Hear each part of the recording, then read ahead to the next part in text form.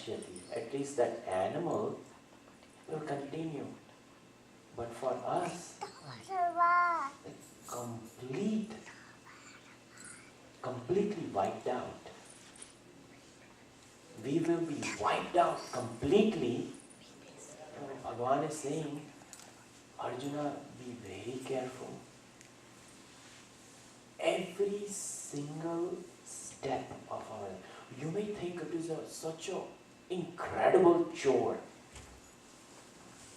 How do I monitor my thoughts moment to moment? How do I monitor my thoughts like this?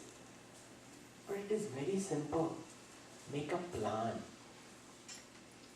When we have plan, when we plan our life properly, then,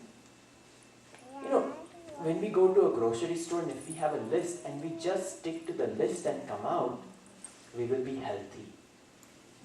But we pick up so many things other than the list, and then second time we have to go because we miss certain things on the list. That is the story of our life.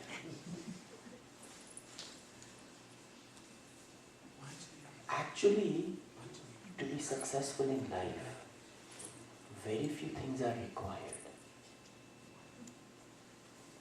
Dedication for a cause, purpose in life,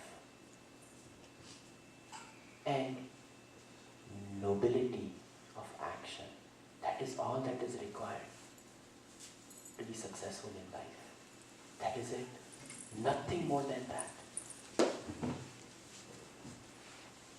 But we clutter it. This, add that. Like a karela sabji, By the time we are done cooking this bitter gourd, we don't even know what the original taste of it, because to get rid of that bitterness, what all things we throw in that pan, we don't know what that bitter gourd tastes like. In the same way, we throw so much masala into our head, we don't know what was the original meaning of life. And that is what Bhagavan wants to teach Arjuna. Become simple, become transparent. Be clear in your motives. That alone, Arjuna, will bring about that transformation on the inside. And that alone will help keep desires in balance. Dhyayato vishayan pumsaha, it starts from Vishaya Dhyanam. Instead of Vishaya Dhyanam, if I do Parabrahma Dhyanam, Paramatma Dhyanam, if I just substitute a good thought every time I had an ugly thought,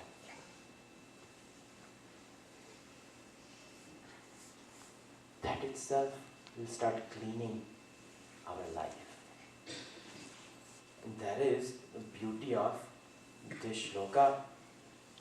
But Bhagavan says, Raga Dvesha Yuktestu Vishayan Indriyescharan, that person devoid of raga and dvesha, likes and dislikes, that person moves about in this world, these senses, moves about in this sense, objects, Atmavasya Videyatma Prasadam Adhigacchati, that person attains ultimate prasad, and not just a modak from Bhagavan.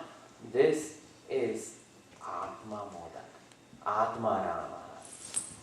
That person who has given up inclinations of various things. And we will see more about that tomorrow, how to give up the raga and dvesha, because this will flow very beautifully into BhagavadGita. That will truly tell us, how do I renounce that? But for today, when that person gives that intense raga and dvesha and allow the senses to move about in the sense objects, that person truly attains peace And that prasade sarva dukkhana hanirasyopajayate prasanna chetaso hyashu buddhi paryavartishtati. That person, that prasade sarva dukkhana, when that true joy is experienced, where is sorrow? You know? Did Shabri ever feel that she was doing so much work? Was she ever tired? Did she ever felt any sorrow in her life? No. Because her mind reveled in the prasad buddhi of Lord Rama. Sarva dukkhana, there was no sorrow in her life. अरे आज भगवान नहीं आए, कल आएंगे. Today he didn't come, Lord Rama, tomorrow he will come. That was her firm conviction. And that is what we gain. Atma Bhakti. Arey, if Shabri can get that, you know, unlettered, had not studied anything, living in Matanga Rishi's ashram, firm faith that Rishi has told me, this Ram Nam is a Tarak mantra, chant that, one day Lord Rama will come. That faith will give us true happiness in life. Nothing else can give us that. Prasade sarva dukkhanam, but nasti buddhira yuktasya nacha yuktasya bhavana nacha bhavata shantihi ashantasya kutas sukham. But that person who has no contentment in life, in spite of Lord raining blessings on that person, no contentment. You know, ashantasya kutas sukham. Arjuna, how can there be happiness in a person's life if they don't know what is contentment? So ultimately, be content. That will give you this prasad buddhi. And Bhagavan eventually comes to say, Apuryaman machalam praptishtham samudramapa pravishanti yadvata tadvat kama yam pravishanti sarve sa shanti mapnoti na kama kami. Just like ocean, hundreds and thousands of rivers are flowing into the ocean. But we never hear on CNN the ocean is flooding. Never has it been reported that the ocean is filled up to its brim and the waters are spilling out. No. Apuryamana.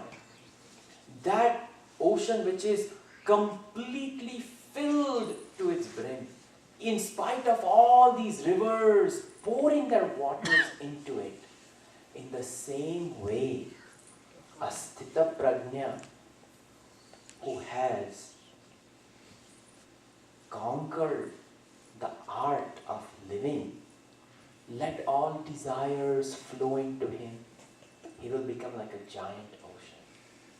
Let desires be there. He is not perturbed. He revels in the vastness of his kingdom. Nacha kama kami. But if there is a person desirous of a desire to run after something, that person, one desire is enough to finish. But for a Stita pragna, let desires come to him. He is not at all disturbed by it. Bhagavan starts out by saying, give up desires. And Bhagavan ends by saying, let desires flow. The pragna doesn't.